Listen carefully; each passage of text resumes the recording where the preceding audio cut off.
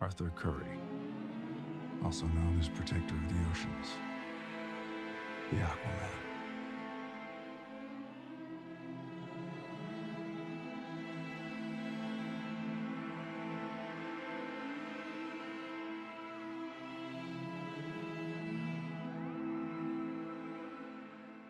Is this going to make like Aquaman more of a square? Like if we go back to traditional Aquaman, he doesn't have the tattoos anymore. He's not Jason Momoa.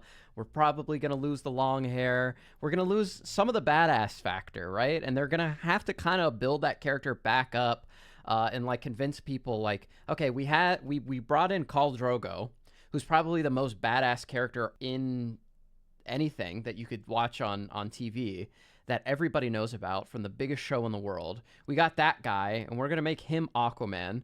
We're going to make him an islander. We're going to give him the tattoos. He's going to do like the haka. Now it's just undoubtedly this guy's a badass. You don't mess with Aquaman. He'll kick your ass. He had amazing fight scenes, and now we're going back to traditional Aquaman, presumably.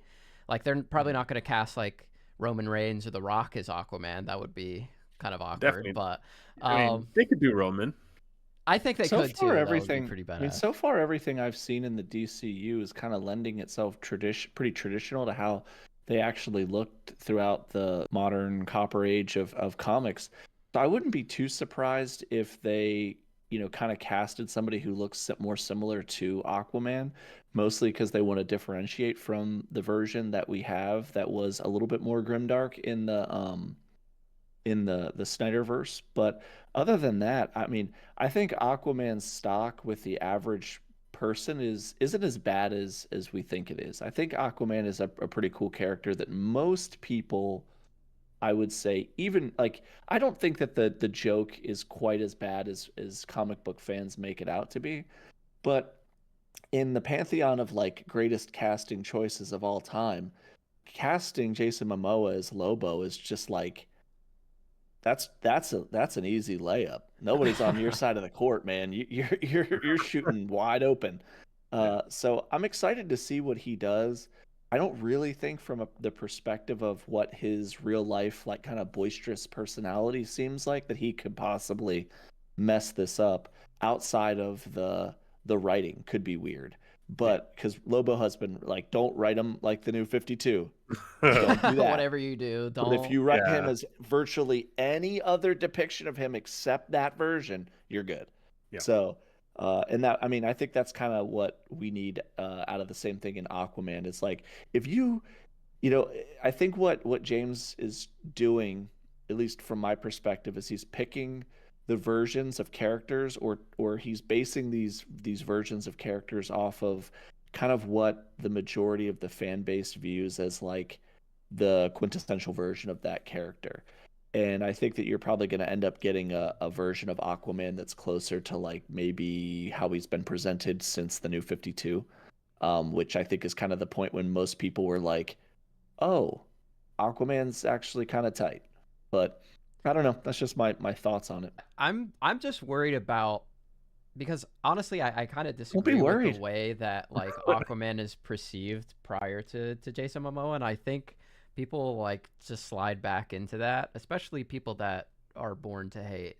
But I think the character is kind of just, you need to do something to make him cool, just generally, and the Jason Momoa factor being lost, I think, hurts that a little bit. But I honestly don't know how soon we're going to even get into Aquaman regardless, so I don't know how much that matters. But even in the comics, they sort of changed him a little bit to be more Momoa-esque, right? They gave him longer hair, he had tattoos, the beard, and he's had beards on and off. But I mean, you go back to the 90s, they cut his arm off, they gave him a hook, and again they gave him that like metal look to try and make him cooler. And the New 52, he was back to his like classic look, but I think Jeff Johns did a pretty good job of like making him like regal, badass, and like a threat in that. But that obviously didn't reach the general public.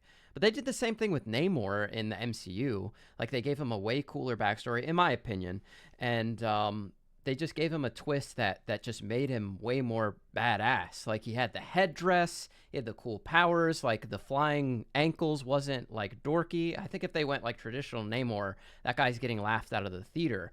But they modernized the character in a way that reflected, I think what modern audiences want to see, which is this sort of ancient, powerful character that comes from this like sort of Aztec background. So you have all of that like mystery and power built into the character.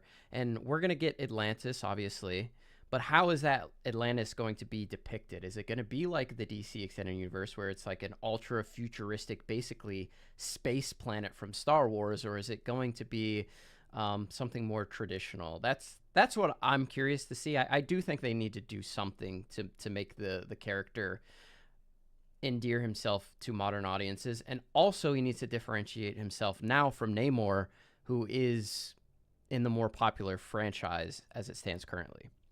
I think you go off the DCEU, no, AU, wrong one, the DCAU Aquaman, where he did have the long hair and the beard, and he was more, he felt a little bit like Odin, kind of, in that depiction, where he's the ruler and you know, he had the factions within fighting with the factions without fighting. It's going to be hard to design a new Atlantis, because I did kind of like the DCEU's Atlantis. I can't lie. I thought it was a really cool design. In this one, maybe you lean way more towards like them being part of nature. You know, and I think anything done well, people will accept. Because there's very few ideas that I look at and I'm like, man, nobody will ever accept that. There's a couple. You guys Not like that many. the DCEU version of Atlantis? I liked it, yeah.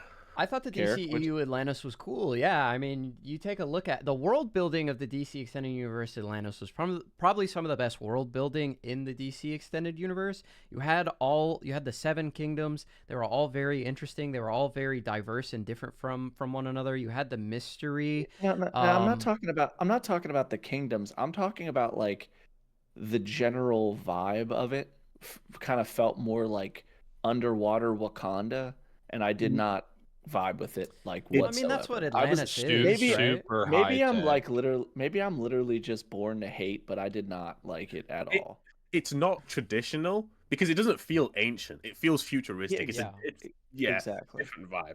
I did enjoy it from a visual aspect and the world build aspect, but it didn't feel like this is an ancient kingdom with ancient technology. Usually ancient technology is big blocks. I also did not like how it was shot comparatively to other things, and this is a problem that I'm not sure that the MCU fixed as well either with their version of Talokan, which was there was a lot of really soft edges.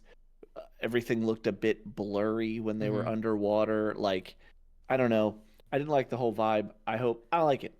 Fix it up real quick. But yeah, I mean, their technology was, I mean, it was ancient, but it was also futuristic at the same time because like before like the dawn of man, they were already ahead of where like the people were in modern day. Yeah. Right. Yeah. They had like a utopia that exceeded technology in 2020 in I just think when you have 20. too many I just think when you have too many societies that are in close proximity to Earth, and then Earth feels like kind of I guess the way I'm trying to phrase it is like if you think about maybe say the DCU version of Atlantis having like underwater space shuttles and laser beams and all this random shit, and then there's also and then in Marvel they have Guardians of the Galaxy that has a whole other universe with the Kree and everything that's going on, and then you go like back to like the first 2 years of the MCU and they're still like flip phones. I hope that this verse is a little bit just comes out the gate a little bit more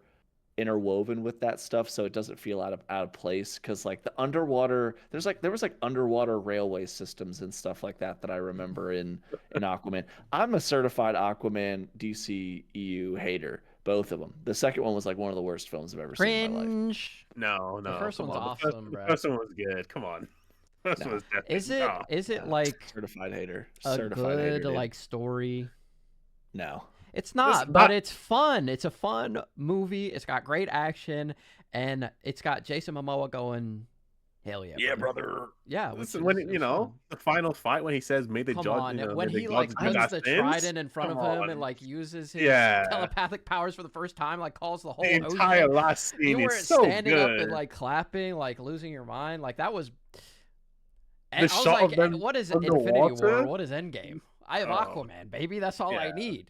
one of the ways that you would distinguish old Aquaman, from the new going forward, is just a more solid script. And I think while Momoa gave an austere of like badassery because kind of what we knew him from Game of Thrones and his prior roles. I think the difference is those movies didn't take it seriously. It didn't take being a king seriously. It didn't take having to manage all of these different cultures within Atlantis itself seriously. I think in doing so, in taking him seriously and going more with what I would like to see, which is like a King Arthur type, storyline set in Atlantis. But then I also think, and there's some interesting implications that we've gotten from this episode of Creature Commandos as far as the wider universe. In the first two movies in the DCEU, they make a point to say Atlantis does not really interact with, the above sea life and society. So I think that's a way that you can physically and maybe kind of cross that threshold that you're talking about, Nick, where it just feels like they're too disparate and weird.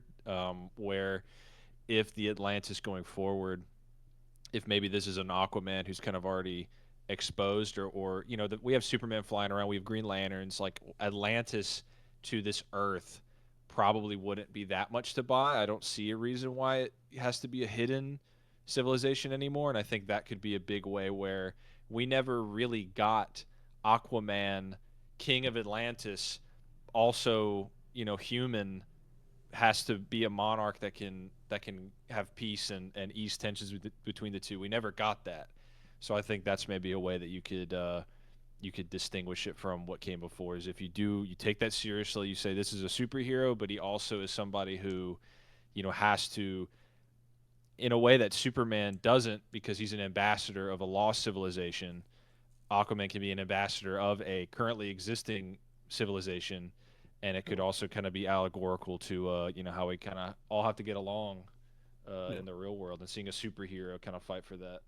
Yeah, when they all fight, it'll be allegorical to how we don't get along in the real world. Exactly. But we can all dream that after the blows are traded, we can all get along.